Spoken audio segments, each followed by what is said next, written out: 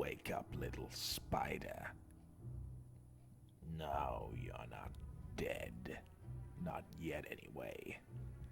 Just paralyzed. You're an amazing creature, Spider-Man. You and I are not so different. I'm not like you. I'm a murderer. Well, to each his own. I chose my path. You chose the way of the hero. And they found you amusing for a while. The people of this city. It's disgusting. You do everything you can to help them, and yet the people you save can't wait to find a reason to turn against you, Spider-Man. Oh, you don't believe me? Try reading the Daily Bugle someday. You'd think for all the fun I've had wreaking havoc in the city, I would be the only thing they would talk about. But instead, front page news. Spider-Man. Menace.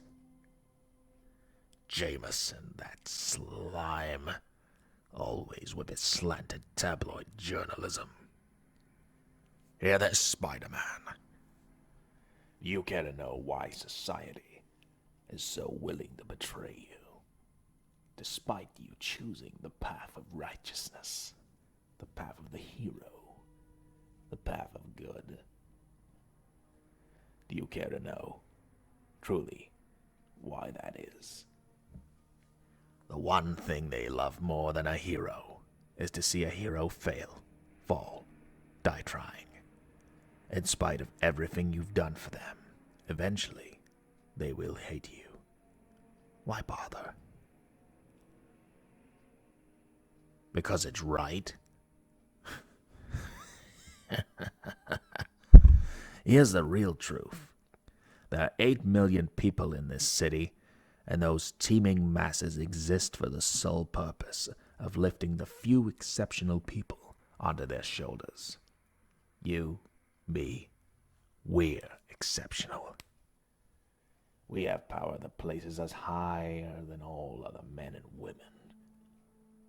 This world is filled with exceptional individuals, as it always has. Take a look around you, Spider-Man. Really pay attention, and look at every precedent set in human history. For those who stood above the rest, there have always been those who have served as nothing but obstacles in the way of the truly great. It is in every story written since the dawn of mankind. For every great person, there are people who stand in their way, and they must be crushed, Spider-Man. Who is to say that we are the first exceptional ones? We could have mutants hiding amongst us for all we know, with power awakened not so different from our own. Have you looked far into the past? Perhaps what we know is old tales, like Norse and Greek mythology. They are written about gods, exceptional warriors, and contemplating our purpose in the world. These old tales, who knows, Spider-Man? We could have a god or a celestial watching over us right now. Even in the present day, technology grows closer into the reach of the undeserving. You know, I'm something of a scientist myself. Given a few years with my guidance, men in iron suits could soon roam the land. Perhaps one day I could be some kind of iron patriot that stands for the true values of this country. And one who would deserve to hold that mantle. Or I could instead crush the hammer down on the unworthy ones of this world. You see, Spider-Man, this world needs complete chaos to root out the truly powerful strong-willed and ambitious champions of the human race. Those who disagree are the ones too weak to do anything to try and escape their fates, and choose instead to surrender to their lesser existence, rather than try to aspire to become something better, something greater. People who give up and resign themselves to their fate. The weak. What's that, Spider-Man? You think they're worth saving? Listen to me very closely.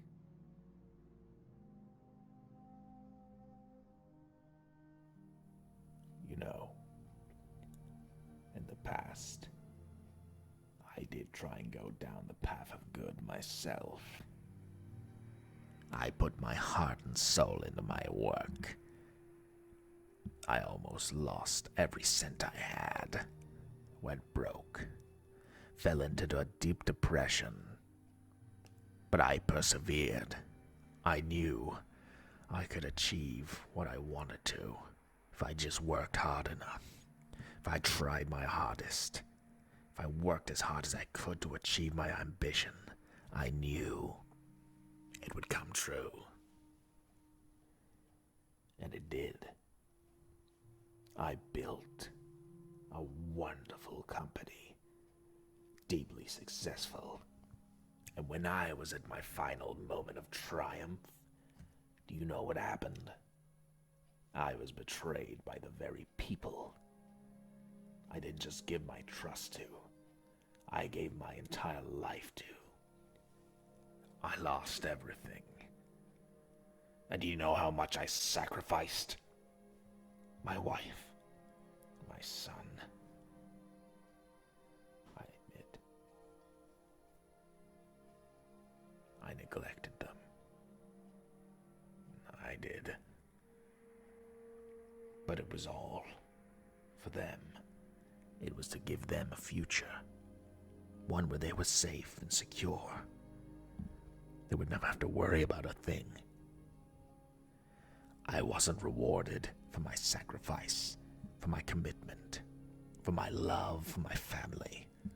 No, I was taken advantage of. I was weak. And I drifted apart from the ones I loved. All I had left was the company. And that company I built from the very foundation was torn out of my hands by a band of deceitful snakes.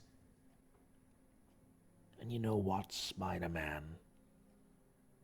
Losing it all taught me a lesson about this world. To become exceptional, you have to become as ruthless as them if you want to survive. Because if you aren't, your dreams could be washed away like a man made of sand. And the bond of your friendships and love of your family can be poisoned by the venom of others who desire what you have. And rather than earning it through hard work, determination, and sacrifice, they would rather steal it away from you at your expense. They have no mercy for the strong. Like right now. I could squash you like a bug right now, Spider-Man. But instead, I'm offering you a choice. Join me. Imagine what we could accomplish together. What we could create. Or we could destroy, cause the deaths of countless innocents in selfish battle again and again and again until we're both dead. Is that what you want?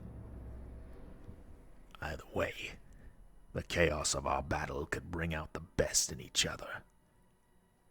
Or, if we join forces, we could lead mankind and usher in a new era where the weak will no longer roll over the strong of this world, and the strong remain rightly in place, lording over the weak and making sure mankind's potential forever remains open, unlocked, and limitless.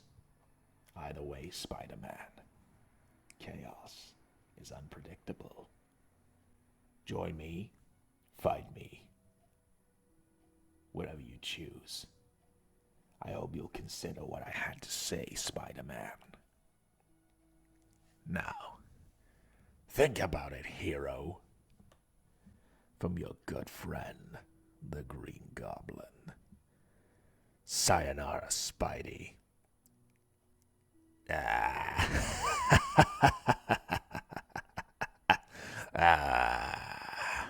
Farewell.